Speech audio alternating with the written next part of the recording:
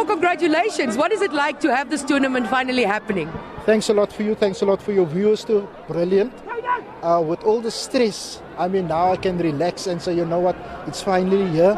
After all the hard work, sleepless nights, but we are here. And if you can see the community interaction of the Cape Flats, I mean, it has spilled over to other areas too. So things are going to grow from here onwards.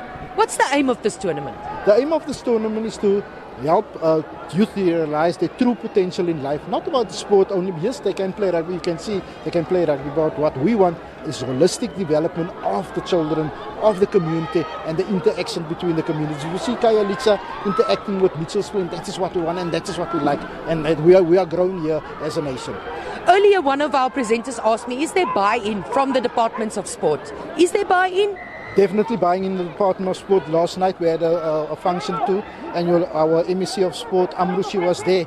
I mean, it was brilliant too. You saw this morning the Deputy Mayor, brilliant initiative of him too, and there's buy-in. So I think we will go national with this idea. Obviously, we had other teams from other areas, your Robertson, Aston, Botha, that also want to enter. But it's difficult for us because we said we start here. Then we also had a call from Eastern Cape. Why can't the tournament come to Eastern Cape? Why can't the Cape Flats go to Eastern Cape? So that is the idea that we want to do here. And you want to take it just beyond the game, yeah? We know there's potential here. We've seen it. What does it mean to take it outside of the game and into the community? So what we're going to do next, there's currently what we're also having there is scouts and there's selectors here. So what we're going to do, we're going to select a group of girls and a group of boys. Then we will work with them with the different universities, holistic development, and on the 24th of September they will compete as one team with all the 32 teams. They will compete as two teams, so to say, boys and girls, in another tournament, and we take it from there and we take it into the next level and higher. That is the thing that we're going to do. Where playing is concerned, we'll stick with him educationally until the end of the year and get him into the university systems. That's absolutely beautiful. You know, thinking of sport like this, we're thinking of Banyana Desiree Ellis. Look where she came from. Makazole Mapimpi, look where he came from. Is that the idea? Because these children, some of them come from horrific circumstances. Now, if you can see, I mean, if I take Manenberg, they were Manenberg schoolgirls. They were here. I don't want to explain to you Manenberg area. You know it. And you saw what's happening in Manenberg. But here we have the girls, here we have the boys that competing here. You see the principals, they are passionate about it. And this is the next avenue for them as players, as community. And tell them, listen here, there is a way for you. Sport makes it possible for us. I must admit, we were not aware that 7's is so popular. How popular is it really? Yes, I mean, you can any day of the night you can play 7's. I mean, you can see even too where the warm-ups is concerned. We just need a pitch, and that is what the people want to do. They want to play day and night.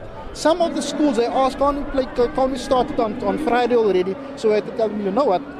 Let's start the Saturday and go into the Sunday. But after this, I mean, the initiatives is there, the buying of the schools, the buying of the locals, the players and communities around it. And as I said to the sports departments too, they are there for us. So we need to take this opportunity, embrace it, and take it forward from there.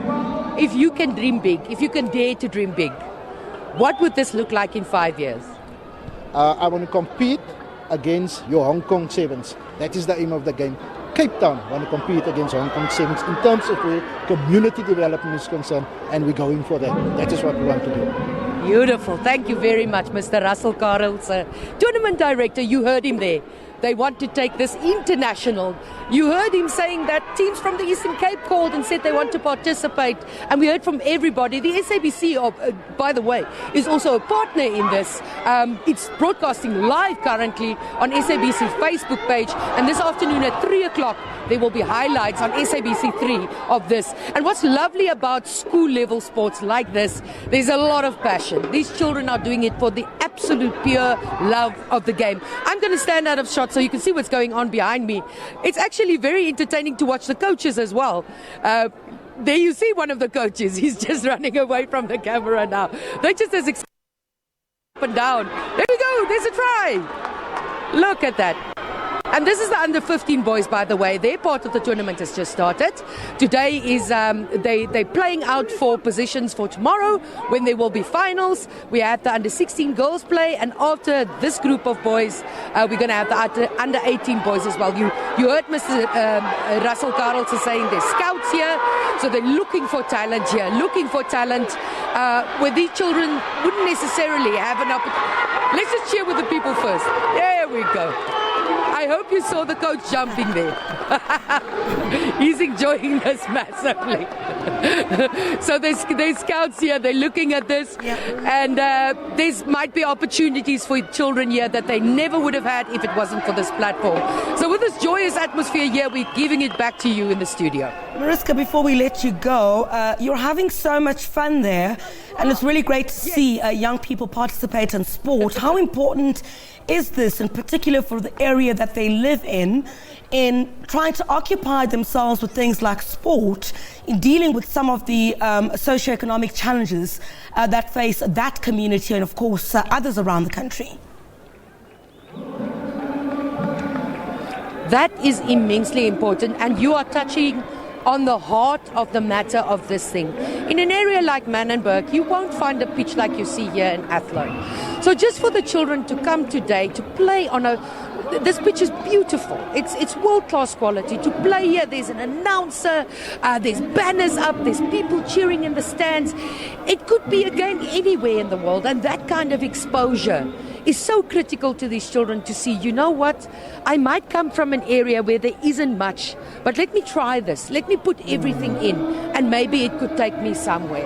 And that is actually the heart of this initiative, and that's why the SABC is on board as well. We are the public broadcaster, and we want to show the public, the people here are our viewers. They have to see that there's greatness that comes from these areas too, because we only usually report on those areas if it's bad news, but this is fantastic news. It's children that come from difficult areas, and they're giving it their all. Mariska, have fun out there. You certainly look like you are. Thanks very much indeed, Mariska Botha, who's live to us there, of course. And she's going to, I guess, be spending the next couple of hours there having fun with those young people.